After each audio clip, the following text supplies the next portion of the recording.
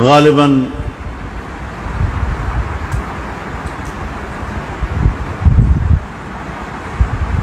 1979 کا تبلیغی اجتماع تھا رائے کا.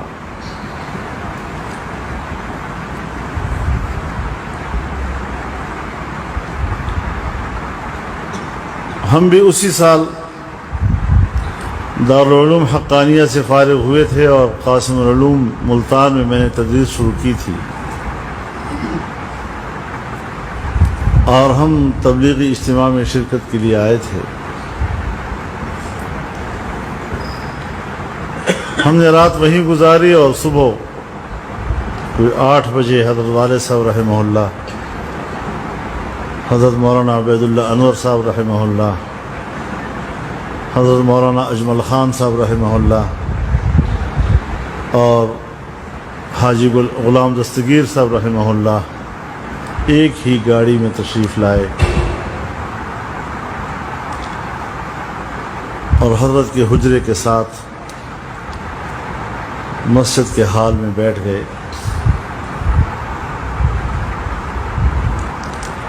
والد صاحب رحمہ اللہ نے فرمایا کہ ہمارے لیے ان کو نہیں اٹھانا، اپنے معمول کے مطابق جس وقت وہ تیار ہو جائیں پھر ہمیں کہنا، تب ہم ملاقات کریں گے.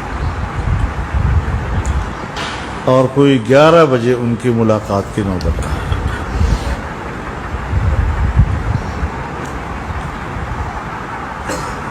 میرے ایک استاد جو دارالعلوم حقانیہ میں میرے جانے اور وہاں داخلہ لینے کا باعث بنے تھے، حضرت مولانا محمد علی صاحب رحمہ اللہ سوات کے تھے. وہ حضرت شیخ کے شاگرد تھے، مظاہر العلوم سہارنپور کے فارغ التحصیل تھے. اور ہم نے دور حدیث میں طحاوی شریف اور ترمذی شریف کا کچھ حصہ انہی سے پڑھا گیا. تو جیسے ہم بالواسطہ حضرت شیخ کے شاگرد بھی تھے.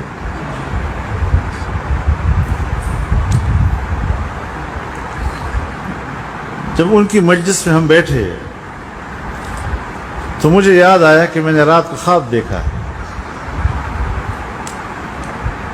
کہ میں حضرت شیخ سے سپارہ پڑھ رہا ہوں، اور نیند میں بھی مجھے اس بات کا احساس ہے کہ میں قرآن پڑھا ہوا ہوں لیکن حضرت سے شرف تلمذ حاصل کر رہا ہوں. تو میں نے فوراً حضرت والد صاحب کی خدمت میں عرض کیا کہ میں چونکہ ان کا بالواسطہ شاگرد تو ہوں ہی، تو اگر وہ مجھے سند حدیث عطا فرما دیں اور اس کی اجازت دے دیں. تو حضرت والد صاحب رحمہ اللہ نے ادباً خود کہنے کی بجائے مولانا عبید اللہ انور صاحب سے کہا کہ آپ فرما دیں. تو انہوں نے یہ درخواست ان کی خدمت میں پیش کی. تھوڑی دیر کے بعد مجھے بلایا اور فرمایا کہ حدیث کی کون سی کتاب پڑھاتے ہو؟ اور میرا تو پہلا سال تھا تدریس کا. تو میں نے کہا حضرت ابھی تک تو نہیں پڑھا رہا، ارادہ ہے انشاءاللہ پڑھاؤں گا. تو ہاتھ میں ہاتھ دیا اور فرمایا تمہیں حدیث پڑھانے کی اجازت ہے، میرے اکابر کی تشریحات کو سامنے رکھتے ہوئے. شرط بڑی سخت لگا دی.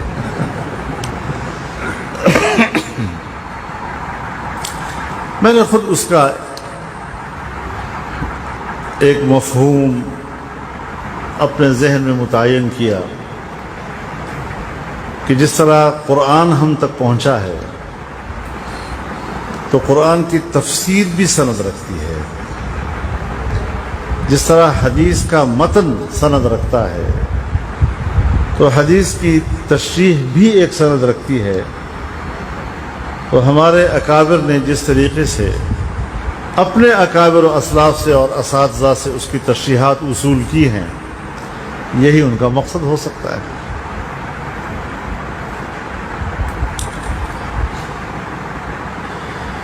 کافی عرصے کے بعد میں برطانیہ گیا، وہاں پر دارالعلوم زکریہ میں حاضر ہوا، ڈیوزبری میں ہے نا، ہاں بری میں دارالعلوم عربیہ میں حاضر ہوا، اور یہ میرے خیال میں میرا کوئی دوسرا یا تیسری بار تھی وہاں جانا۔ حضرت مولانا یوسف مطالعہ صاحب آج کل بیمار ہیں، دعا کریں اللہ تعالیٰ ان کو صحت کاملہ عاجلہ مستمرہ نصیب فرمائے۔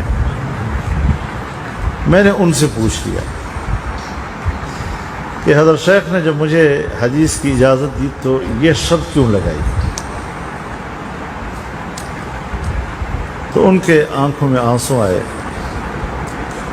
اور فرمایا کیوں نہ لگاتے؟ تو انہوں نے عجیب واقعہ سنایا۔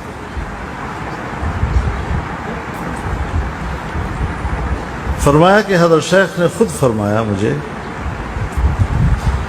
کہ ایک رات میں نے خواب میں جناب رسول اللہ صلی اللہ علیہ وسلم کی زیارت کی، اور آپ نے فرمایا کہ مولوی خلیل احمد نے بذل المجہود میں میرے ایک حدیث کی توجیح کی ہے جو غلط ہے، ان کو بتا دو کہ اس کی توجیح یہ نہیں یہ ہے۔ کہتے میں اٹھا، میں نے فوراً وضو بنایا، اس زمانے میں سہارنپور میں بجلی نہیں تھی، لالٹین جلایا اور لالٹین جلا کر چل پڑا ان کی طرف۔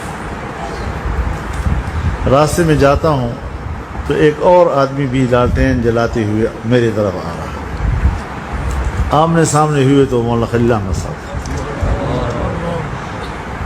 تو مجھے انہوں نے فرمایا کہ کہاں جا رہے ہو؟ میں نے ان کو یہ خواب سنایا، فرمایا مجھے بھی یہی خواب آیا ہے، تو میں آپ کی طرف آ رہا ہوں تاکہ بیٹھ کر اس توجیہ کو ٹھیک کر لیں۔ تو جن کے احادیث کی خدمات کی نگرانی حضرت صلی اللہ علیہ وسلم نے خود کی ہو، پھر کیوں کر وہ آپ کو یہ نہیں کہیں گے؟ اور بذل المجہود کا ایک نسخہ قاسم العلوم ملتان نے بھی چھاپا، مکتبہ قاسمیہ نے، اس پر حضرت مفتی صاحب رحمہ اللہ کے تقریض ہے، تو اس میں انہوں نے یہ الفاظ درج کیے ہیں کہ میں نے سنن ابو داؤد کی تمام شروح کا مطالعہ کیا ہے، بذل المجہود کو اس تمام سے بڑھ کر پایا ہے، اور پھر ان کی یہ رائے اپنے اکابر دیوبند اور اساتذہ دیوبند کے تمام شراح حدیث کے بارے میں تھی۔ تو جناب رسول اللہ صلی اللہ علیہ وسلم تک ہمارا جو سلسلہ ہے علوم کا، احادیث کا، تفاسیر کا، وہ ہمارے انہی اکابر سے گزر کے وہاں جاتے ہیں۔